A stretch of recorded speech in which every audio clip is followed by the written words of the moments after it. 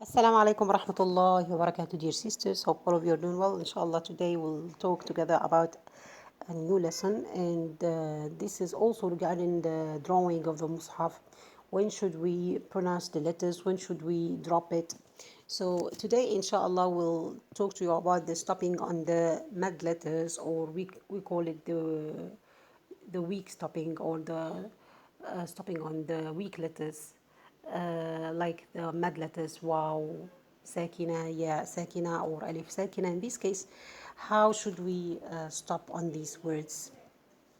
And how should we deal with the letters, the mad letters, if they are coming at the end of the word? First, this is going to be divided into three parts. The first one is the alif mad. If the mad letter is the alif, you're going to stop on this alif. And the second is going to be the ya. The third part of the lesson will be if it is the waw as mad letter, and you're going to stop on this waw. Now let's talk together about the alif, letter alif.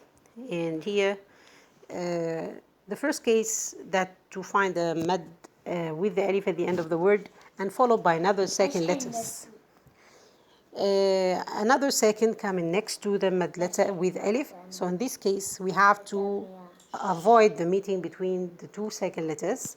So in this case, we're going to remove for sure this alif for the mad. So for example, in the word kilta al-jannatayni, you find kilta, it ends with alif. And the lam after that's going to be second, so we have two second letters. So in this case, we're going to remove the first alif of the word kilta to be kilta al-jannatayn. We're not going to say kilta, no. The alif will be removed. And that is to avoid the meeting between two second letters. The second point is the two types of zeros you may find at the top of the alif. We have two types. The first one is the circled zero, zero written in the circle shape. If you find this at the top of the alif mad, so in this case, this alif is not pronounced at all. I mean, while stopping, while connecting, in all cases, you are not gonna pronounce this alif if you find the circle zero at the top of this alif. Like the word thamuda in all the places in the Mus'haf, if you find the alif of the word thamuda, for example, having the circle zero, so you just say thamuda while stopping. And that's why, because this alif is having the circle zero at the top. We have another zero which we call the rectangular one. This one is not the circled one, but it's the rectangular one. And you can find in the word مالا أنا أكثر منك مالا. And also you can find in Surah Al-Kafirun ولا أنا, the word أنا, you find also this circle zero. And it means that we have to pronounce the alif only while stopping, but while connecting we're gonna skip it. So this alif is gonna be pronounced only while stopping.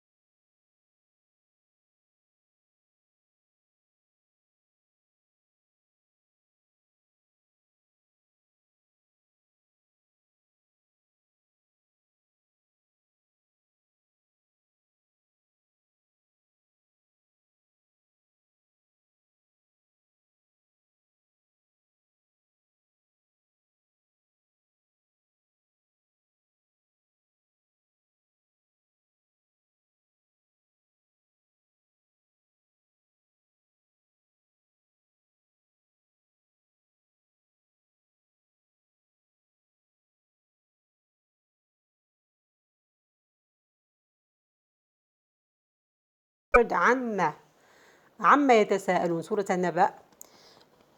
Originally it is عن ما. There is an alif originally. I mean, in the Arabic grammar there is an alif. But in the Mus'haf you will not find this alif. So we are not pronouncing it. Okay. That's all about the alif. Now let's talk about the ya. The ya. We have to know where are the places in the Mus'haf that we should drop the ya, not to pronounce it. Because sometimes it is having the same word. I mean, in the same word. Sometimes you find the same word having ya, sometimes it doesn't have this ya at the end. So you need to know where are the places that you don't have the ya in order not to mix. I mean, if you don't know this, maybe because you pronounced this word before, you will add ya where there is no ya. Okay, so this is very important. So inshallah you will find, I wrote to you all the places in the Mus'haf which includes the dropped ya at the end of the word. That you may find the word in another places having this ya. And this is not to mix between these two words and to pronounce the one which is not having ya with ya. Okay? Okay. Regarding the ya also, should also remove the ya if it is followed by second letter, as we did with the alif. Remember, we do the same with the ya, and that is to avoid the meeting between two second letters. For example, the word حاضري المسجد, هي حاضري, it ends with ya. And in masjid, the lam is second. So we need to remove the first ya in order to avoid the meeting between the two second letters. So to become حاضري حاضري. We're not going to say حاضري حاضري. No, no ya. Okay? Okay.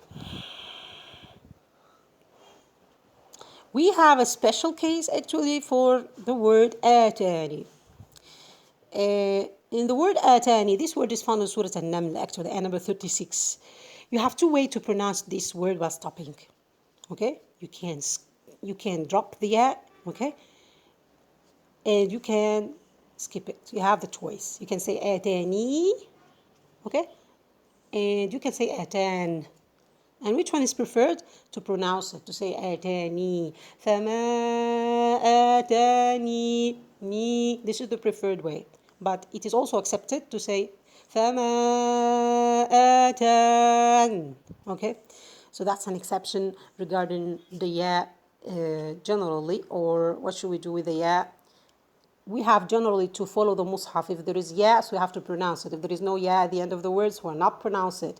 But in this word, we have the choice here to do ya or no, to pronounce the ya or not to pronounce the ya, and that is, as I told you, on Surah An-Naml, the word Atani, ayah number 36.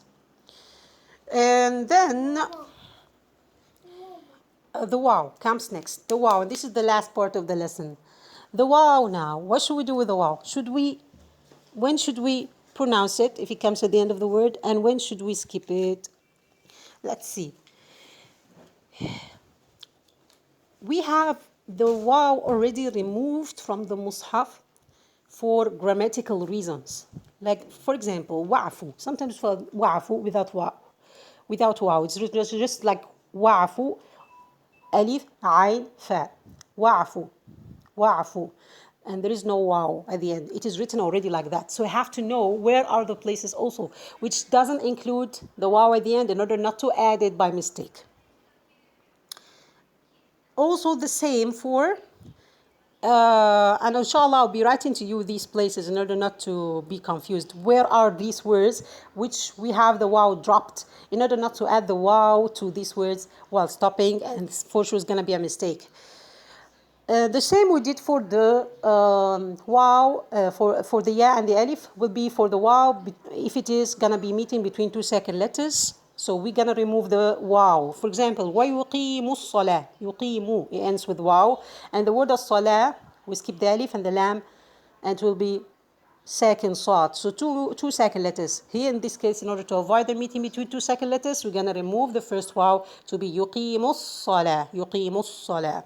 So we do that like exactly we did with the alif and the ya. We remove the waw in order to overcome the meeting between two second letters. Okay. We also find the small waw after the pronoun ha. So this waw, as we took in the connecting mat before, we are pronouncing it, and we see if it is not followed by hamza, so it's just taking two counts. If it is followed by hamza, it will be 4 counts. Okay.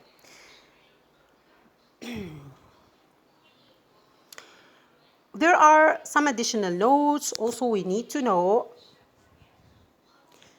Additional notes regarding this lesson about the stopping on the mad letters. Let's see what we have here. Bismillah. The first is Ibrahim. You will find that this word Ibrahim is written in the Mus'haf without alif and without ya. Okay, but we pronounce it like Ibrahim, so you have to know that. Also the words like alladhi, allati, allati, alladhani, alladhina. Okay, in these words, the lam, which is following the first lam, which is for the definite article, there should be 2 lam. The second lam is removed in the drawing, but we already pronounce it. Okay, like alladhi, allati, allati, alladhani, alladhina. In all of these cases, we pronounce it with lam, but it is not written in the Mus'haf. Next is the word ta'manna. The first noon of this also is removed in the Mus'haf while we pronounce it. And we apply the idgham here. The word nunajji. Here, this noon also is not found, it's not written, but we already pronounce it. Sorry, it is nunji, yeah, nunji. This word we are here pronouncing 2 noon, but actually it is not written in the Mus'haf. The second noon is not written. Regarding the word yuhyi and yastahyi, you will find also we just have 1 ya, but we are pronouncing 2 ya. Yeah.